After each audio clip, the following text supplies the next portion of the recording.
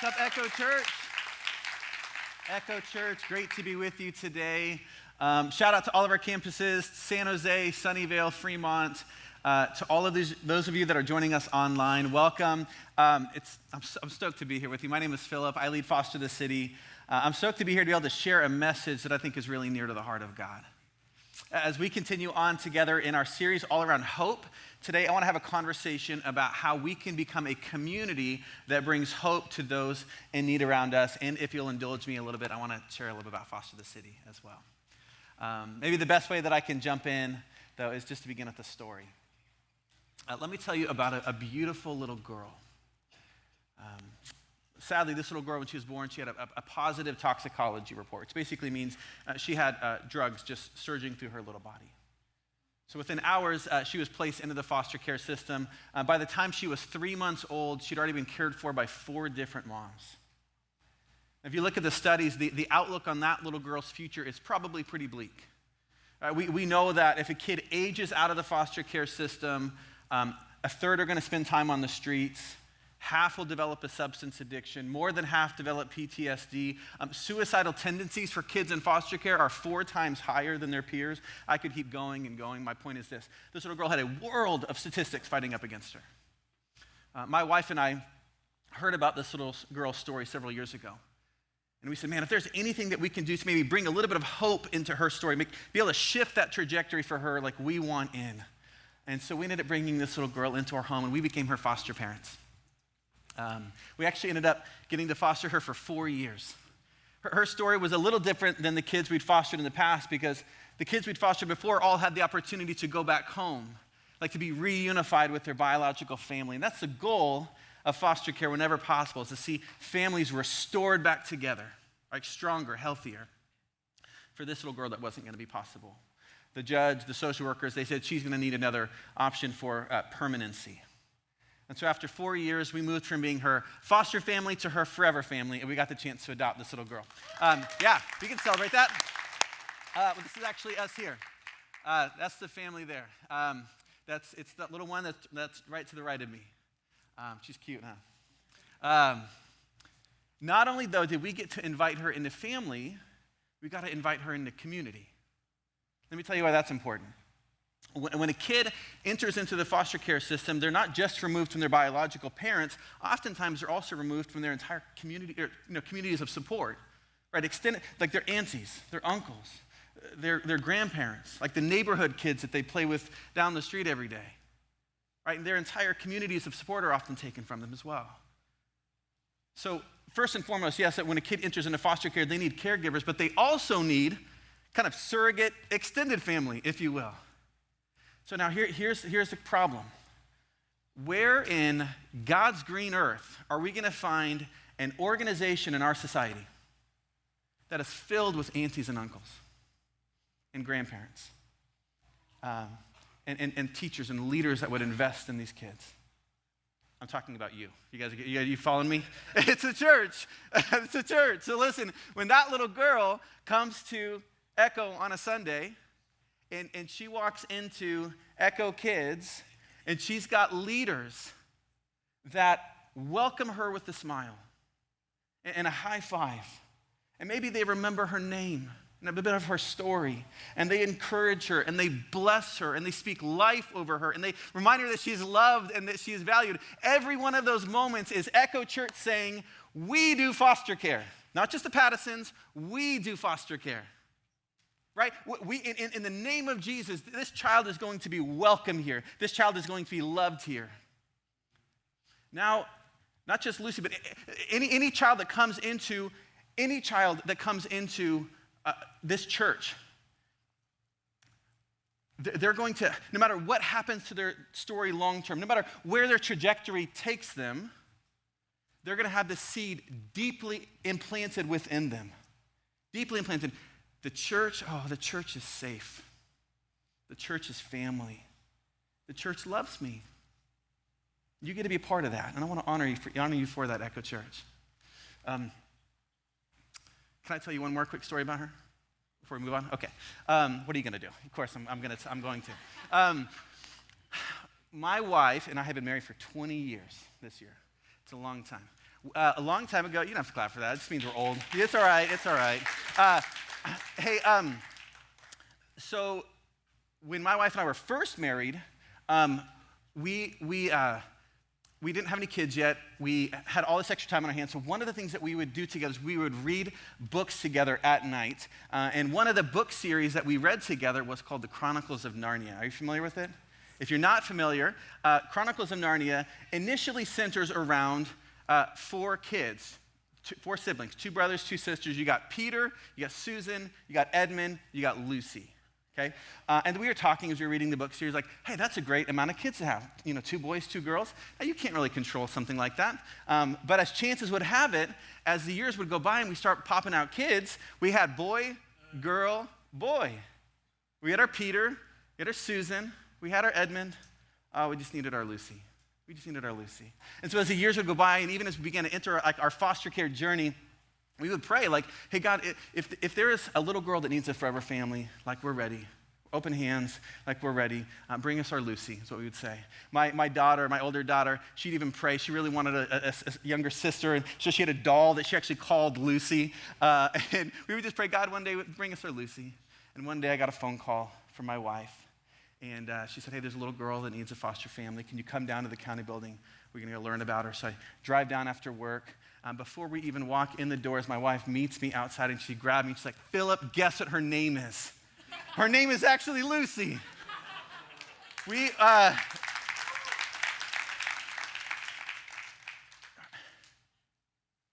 I've often wondered over the years, like, God, why would you allow us the gift of actually welcoming in a little girl whose name was actually Lucy? This little girl we prayed for literally by name for years. Is it just that he wants us to know that he hears our prayers? Probably. He's got a good sense of humor. It's also been reminding me lately that this little girl, her name matters. She is not just one of the thousands of kids in the foster care system. She's Lucy. Like her name, she's not a nameless number. She's Lucy. And that's true of every kid in the foster care system, isn't it? Right? Every number has a name. They're not just a stat. They're not just a number. Every number has a name and a story. And every one of their stories matter to God. And because their stories matter to God, they matter to us, don't they, Echo? That's why we started Foster the City. When we found out years ago that there were more kids entering into the foster care system than there were families ready to welcome them in, it broke our heart, and we realized that the church has a role to play in changing this. And so we started meeting with other pastors and churches in the area, and we said, hey, what if we start working together to provide loving homes for kids coming into foster care? And what started right here at Echo is today 313 churches that are now linked arms. Yeah, we can celebrate that. 313 churches that are raising up foster families and raising up support friends for foster families. And we're going to keep going until there's more than enough to meet the need. I said this 1,000 times here at Echo. I'll probably say it 1,000 more. We have a dream that one day there will be a waiting list of families rather than a waiting list of kids. And that the church would be on the front lines of helping that vision become a reality. You know why? Because over the last 2,000 years, the church has been at its best when it has been a community that brings hope to those in need. Can I just say that again? The church at its best is a community that brings hope to those who are in need. And that's what I want to talk about today. That was my intro. I'm going to pick up the pace from this point forward, I promise. To frame our conversation, I want to look at a few verses in Romans chapter 12, starting in verse 11.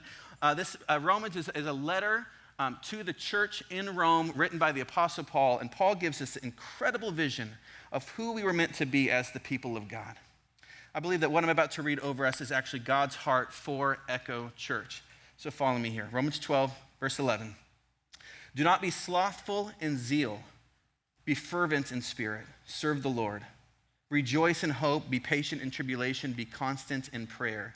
Contribute to the needs of the saints and seek to show hospitality. Bless those who persecute you. Bless and do not curse them. Rejoice with those who rejoice. Weep with those who weep. When I was praying about our time together, I wrote down a few things. If we want to be a community that brings hope to those around us, we need to be a people with open hands, soft hearts, and hard feet. We'll take those one at a time. First, open hands. And of course, I'm referring to the biblical vision of hospitality.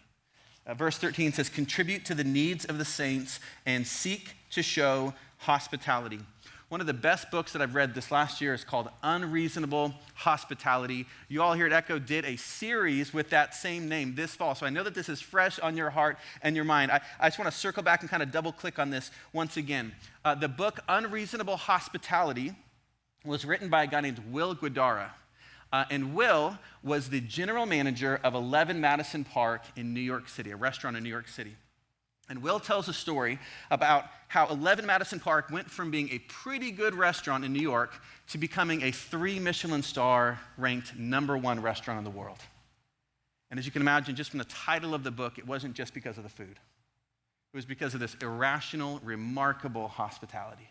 He said it all started this one day. He was on the floor of the restaurant, and he was bussing a table, and behind him were some kind of out-of-town visitors who had been kind of traveling around the city, visiting all these like fine dining restaurants. And they were just finishing up their trip, and he overheard one of the guys say, we've gone to all these great places. The one thing that I just didn't get to try is that famous New York City street hot dog. So Will got this idea, and he slipped outside the restaurant, and he ran down to the corner, bought a $2 hot dog from the vendor, ran back, gave it to his world-class chef, and said, would you please plate this hot dog? And so he cuts it up, and he drizzles the mustard in this fancy way, and he puts a little sauerkraut on the side, and he goes back to the man, and he says, hey, listen, I would hate for you to leave New York City without a complete culinary experience. And he slides the hot dog in front of him. The guy was blown away, just blown away. He said that $2 experience was the greatest moment of his entire trip. And Will said that he began to truly understand the power of seeing and hearing and caring about the people who are right in front of you. He actually begins his book with this statement. He said, most of the chefs on the 50 best list had made their impact by focusing on innovation, on what needed to change. But as I thought about the impact that I wanted to make, I focused on the one thing that wouldn't. Fads fade and cycle, but the human desire to be taken care of never goes away. Dr. Kurt Thompson, he's one of the leading voices in attachment theory. He said it like this. He said, we all were born into this world looking for someone looking back at us. And we remain in this mode of searching for the rest of our lives. You hear that? We all were born into this world looking for someone looking back at us. Someone who sees you and knows you, cares about you, who thinks about you, who hears your desires and your needs. It's beautiful.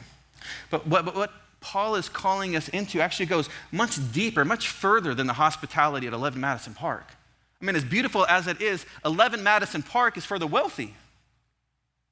You pay hundreds of dollars, maybe thousands of dollars for a once-in-a-lifetime experience like that.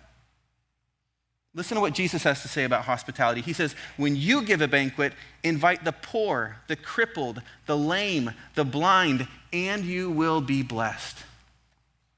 In fact, the word hospitality itself comes from the Greek word philoxenia. It's a compound word. Pastor Felipe mentioned this a few weeks ago. Philo means a friend. Xenia means foreigner, friend to the foreigner. That's what hospitality literally means. Friend to the foreigner, friend to the stranger, friend to the marginalized, friend to the downtrodden. Skye Jitani, in his book, The Divine Commodity, he says this. He said, the English word hospitality originates from the same Latin root as the word hospital. A hospital is literally a home for strangers. That's what the word means, a home for strangers. Of course, it's come to mean a place of healing. There is a link, he says, between being welcomed and being healed. Our homes are to be hospitals, and our dinner tables are to be operating tables, the place where broken souls are made whole again. I love that. Our dinner tables are to be operating tables. Just last week, I was talking with a former Navy officer. He told me, he said, Philip, did you know that the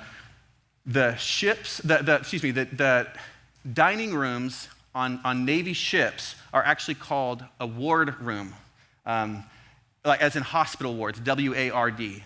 a wardroom. He said, you know why? And I said, why? He said, because the dining tables that officers used to eat every day, when there's a crisis, the dining table transforms into an operating table. So they use the same table as an operating table. That does not sound sanitary at all. But there's something so beautiful about that. Our dining tables are meant to be operating tables. And we're invited to extend this hospitality to the marginalized, to the needy, not out of obligation, not out of compulsion or guilt or shame. We're simply invited to extend hospitality, if you will. We're to pay it forward. We're just paying it forward because this is exactly what we've received, hasn't it? This is exactly what we've received. We love because he first loved us. New Testament scholar Joshua Jipp, he said it like this. He said, the entire ministry of Jesus is appropriately captured in the phrase, divine hospitality to the stranger and the sinner. That's the life and ministry of Jesus. Divine hospitality to the stranger and the sinner. In fact, we see this all the way back in the beginning. All the way back. You go to the Old Testament, look at the house of God. Picture with me, if you will, the house of God, the temple of God. In the Old Testament, God gives all kinds of explicit instructions to his people about how to construct the house of God. And in the temple, there's all kinds of details that give us a little bit of a glimpse about the character of God, about who God actually is. So what does it say about God? That when he gave the instructions, he said, hey, make sure there's a table in the temple. I mean, I want you to put fresh bread every single day. Every day I want there to be fresh bread on the table. And I also want there to be a lamp. I want there to be a torch. And you light that thing and you keep it going all the time. It's always to be lit. Again, there's all kinds of symbolism and imagery there. But at the very least, here is God saying, oh, I've left the light on for you. Oh, the light's always going to be on for you. Oh, and there's plenty of food at the table.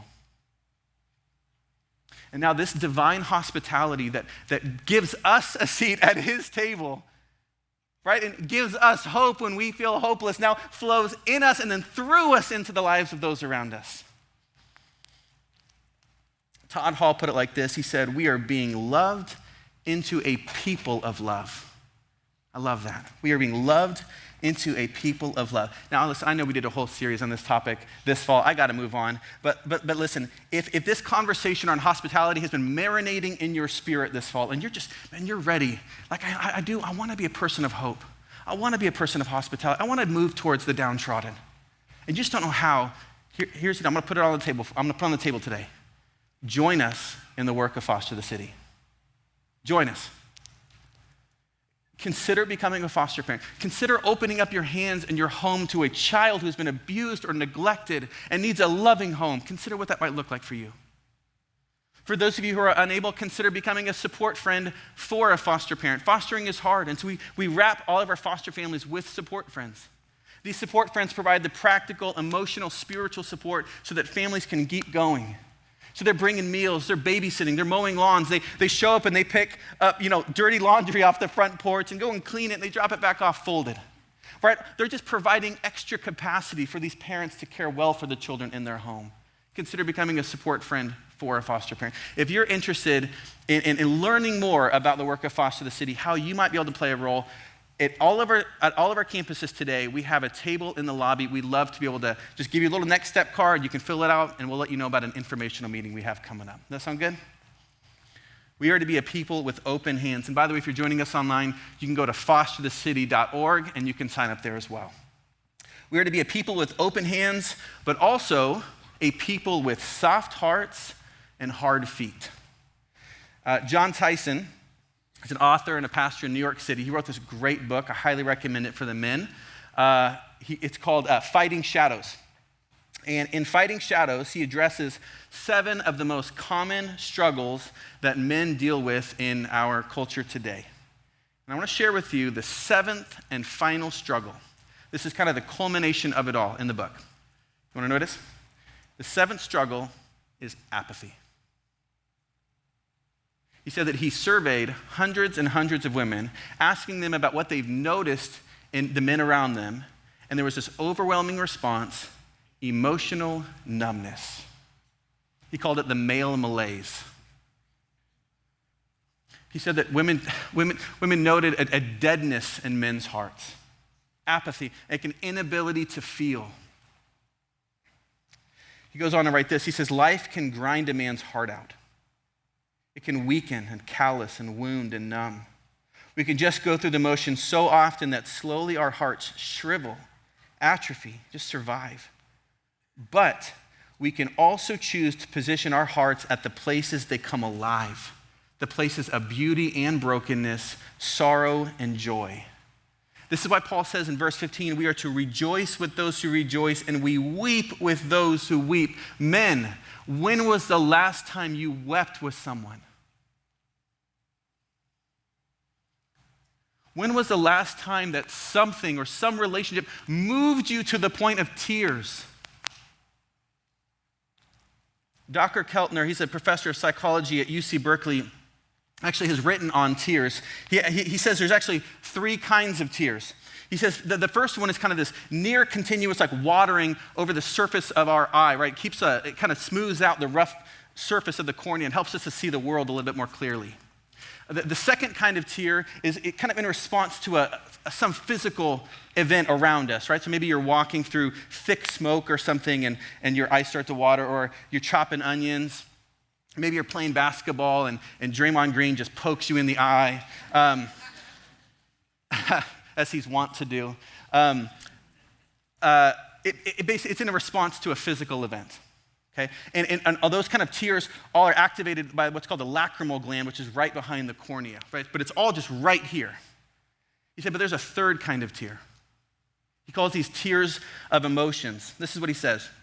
He says that the third kind of tear is activated also in the lacrimal gland by a region of your nervous system that includes the vagus nerve. The vagus nerve wanders, stay with me please, I have a point, so stay with me. The vagus nerve wanders from the top of your spinal cord through your facial and vocal muscles, and then through your lungs, your heart, and intestinal wall.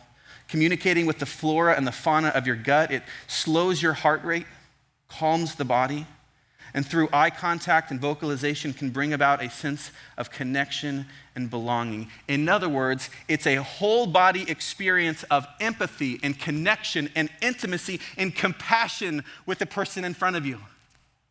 Some theological traditions call these sacred tears. This is what Paul is talking about when he says we are to weep with those who weep. We have to choose to enter into the places and into the relationships where tears are the only appropriate response. And if we do this, if we will move towards the tears, this is where we find Jesus. Because Jesus was a man of tears. Jesus wept. He wept with those who wept. He wept with those who were grieving. He wept over death. He wept over a city that refused to turn back to the Father. Jesus wept. Tyson goes on to write this. He says, Jesus wept is the shortest verse in the Bible, and yet it may be the most profound, because here is a God with sacred tears on his cheeks. Being a disciple includes asking Jesus to teach us the way of tears. Push back on the trivial distractions that rob you of your capacity to love. Man, what are the trivial distractions that are robbing you today of your capacity to love? Maybe it's something as simple as just the distractions of our day, Netflix, social media. Maybe it's your ambitions and your plans for your life. Maybe it's something more primal, some fear or some kind of inordinate desire for safety and security. Push back on the trivial distractions that rob you of your capacity to love. May God have mercy on our dry eyes. May rivers of tears flow again. If you're here today and you're asking the question, man, do I even have anything to offer someone? Do I have what it takes to be a person that brings hope to those in need? Men, our world does not need men with greater charisma or swagger or talent or better entrepreneurial ideas or strengths. Our world just needs men who care.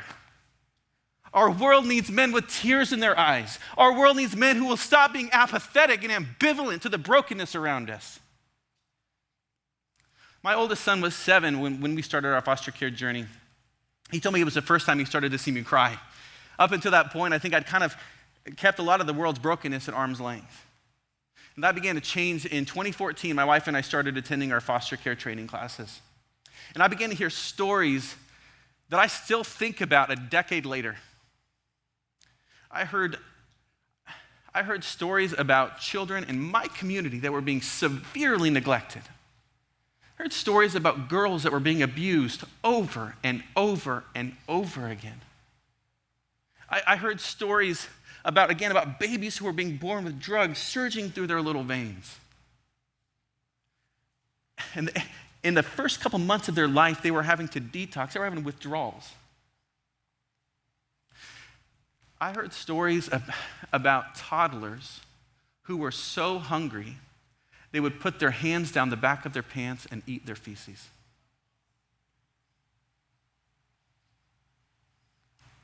I'm sorry for being so graphic, but what if we stop holding stories like that at arm's length? I know that's hard to hear. I know it should make us sick to our stomach. Stories like that should give you a visceral response in your body. But we have to move towards places and people where tears are the only appropriate response.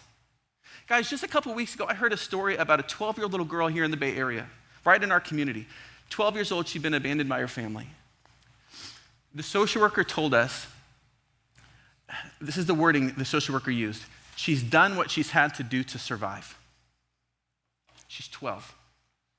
She'd already been trafficked and sexually exploited here in the Bay Area. The worst part of all is that the reason the social worker was reaching out is because they can't find any family that will take this little girl in. She's a child. She's a child. Every child deserves a family. We cannot become apathetic to stories like this. We have to care. We cannot call normal that which God is weeping over. Echo.Church, we have to care. May God have mercy on our dry eyes. Jackie Pollinger, the famed missionary, she said it like this. She said, God wants us to have soft hearts and hard feet. The trouble with so many of us is that we have hard hearts and soft feet.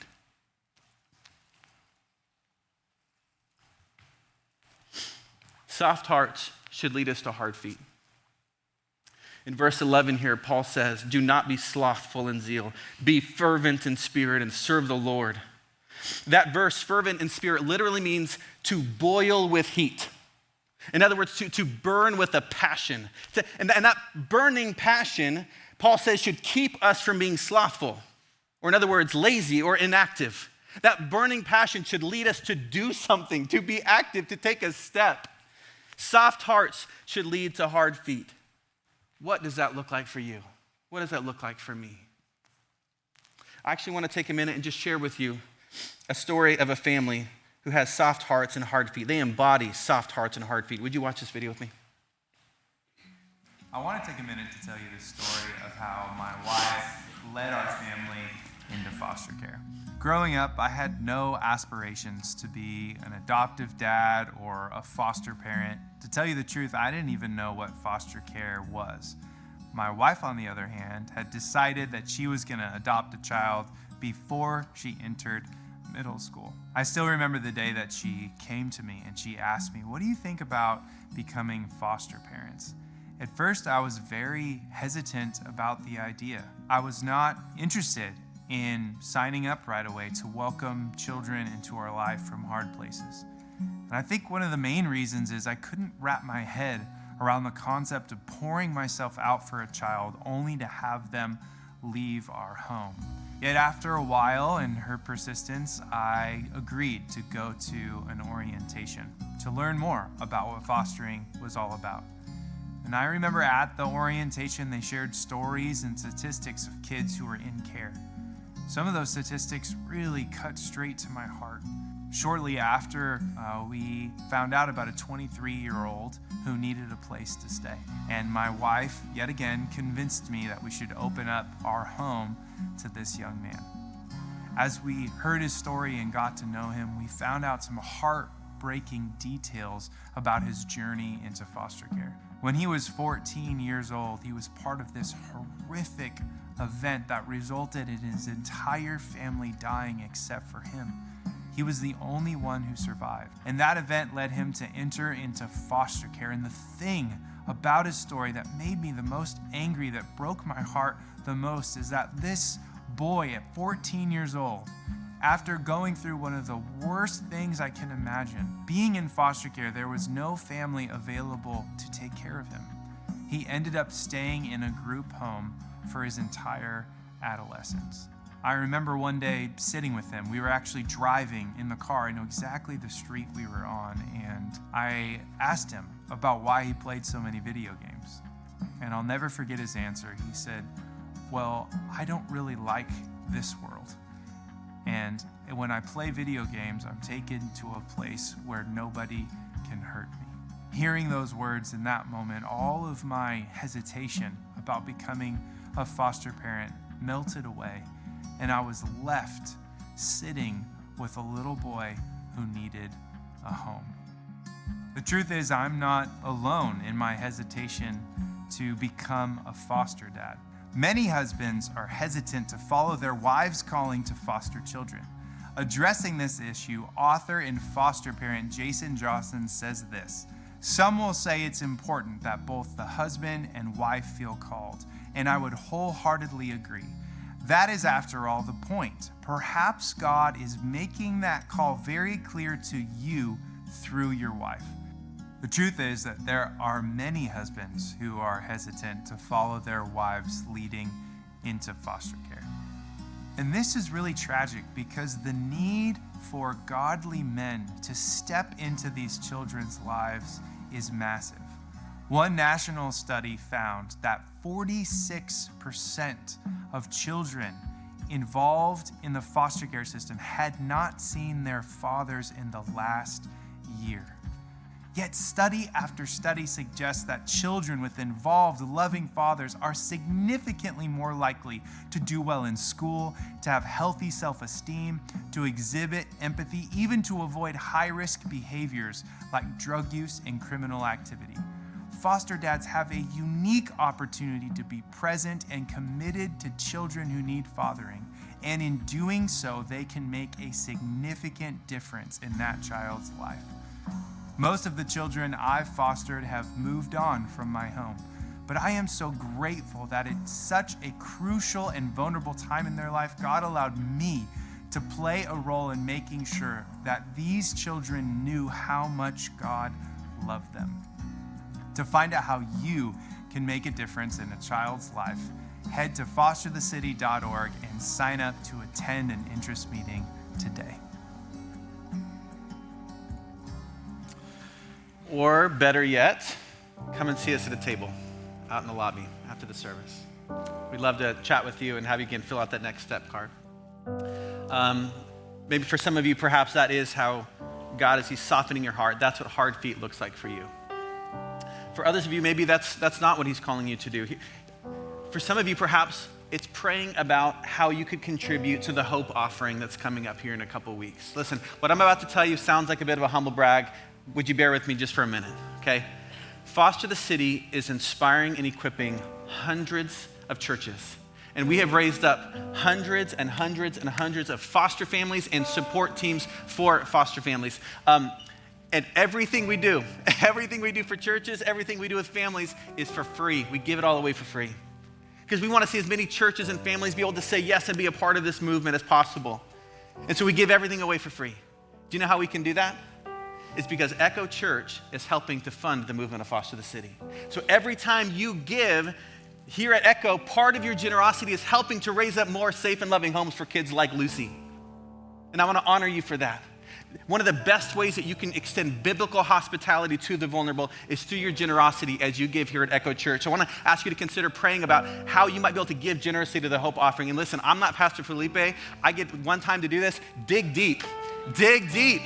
Let's be generous, sacrificially generous this year, and let's see a whole lot of homes raised up to help a whole lot of kids this next year. Dig deep. Pray about how you might be able to give towards a Hope Offering. For others of you, perhaps it's just simply moving towards that person that God's placed in your heart today. Maybe there's some name and a face that He's imprinted on your heart today, and you're just, you know that person's struggling. Maybe a marriage is falling apart. Maybe they're struggling financially. Maybe it's that person at school that you know is lonely. Maybe it's just simply extending hope and hospitality to that person. What's your next step? To whom is God leading you to open your hands? As I close, I want to just give you one more example, one more, of soft hearts and hard feet. And it's real close to home here. I want you to say hi to Stephen and Carla Zier here on the screen. This is Stephen and Carla Zier. Many of you know Stephen and Carla. They've been a part of Echo for a long time. Stephen and Carla's family grew just a little 7 days ago as they welcomed in a child from foster care. Yeah, you can clap. That is something we're celebrating. And so I reached out to Stephen this last week, and I was like, hey, dude, first off, we're praying for you. Number two, how did this happen? How did you get to this day? And he said, over the years, as we've talked about God's heart for vulnerable children at Echo, year after year, like God, like my heart just, mine and Carlos have just like started to awaken. And he said there was this one Sunday, I was standing on the North San Jose stage, right here where I'm standing right now, and he said I was giving next steps to the church. And he said, I felt like God was giving me a step in that moment. He said, I felt like there was like this thing imprinted in my own heart. God was telling me, Stephen, kids are waiting. Kids are waiting. And he's like, man, is Carla going to be on the same page? What is she going to say about this? They talked about foster care in the past, but it was never really the right season or right timing. And so that afternoon, he goes to Carla and he's like, hey, listen, what do you think about foster care? Is it the right time? You want to know what Carla said? She said, Stephen, this morning I was praying and I said, God, if it's the right time, would you let Stephen know and would you have him come to me that day? She said, I just didn't know it was going to be that quick. So they attended a Foster the City interest meeting, and then they started taking steps. And all along the way, Stephen told me, he said, we were like, all these fears and concerns, like, can we really do something like this? Like, are we qualified for something like this? I love the way he navigated through this. I actually want to read to you. I wrote down what he said. He said, we were worried about what it would look like for our kids, the impact, the attachment, the disruption. But ultimately, we looked at it as sacrificing ourselves just like Jesus did for us. And for our kids to be able to identify with that and see that modeled, it seemed worth all the fears. He said every risk seemed worth it. It all culminated last week. And if you were here last week, Pastor Felipe, last Sunday, talked about our assignment, that God has an assignment for each one of us. That he doesn't just have a human-sized vision for your life, he has a God-sized vision for your life. And when you get your assignment, he also with that gives you God-sized provision and God-sized protection. And so last Sunday, Stephen and Carla got their assignment. They got a phone call, there was a boy that needed a home. And he said that they were able to say yes because he knew that with their yes, God would provide the God-sized provision and protection, and that they had a church, they had a community full of aunties and uncles and full of grandparents that were going to go on that journey with them. I asked Stephen what his, I said, what's your vision for this kind of next season with this little boy? What's your vision? What's your hope? And he said this. He said, our hope is simply to imprint the love of Jesus into this little boy's life. It's a beautiful vision. He said, we want to bring hope and love and prayer and a future for this little boy and his family. I want to honor Stephen and Carla today for saying yes to their assignment. What's yours? What's your assignment? Jason Johnson says this. He's an author and a pastor. He says, we cannot rightly raise our hands in worship of a God that steps towards us in our hard and broken, and then use those same hands to push the hard and broken of others away. May we be a people with open hands, soft hearts, and hard feet. Would you pray with me? God, I thank you and praise you for this church. God, I thank you and praise you for all that you have done through Echo over the years, God, the impact that they've made, the generosity they've shown to be able to help mobilize hundreds of churches and hundreds of families. God, we thank you and praise you, but God, we want to be greedy, and I ask for more. God, I know there are more kids coming into foster care than there are families. We want to change that together. God, I pray that for every person at all of our campuses, those online, everybody listening to some of my voice, that you would give us two things, God. You give us clarity. Open our eyes to whom you've called us to show hope and hospitality. Open our eyes, God, for the steps you're calling us to take. And then secondly, I ask you to give us courage. We know that the journey towards biblical hospitality is a costly one. And so, God, I pray that you'd help us to have courage to follow you one step at a time. We love you and praise you. In Jesus' name, amen.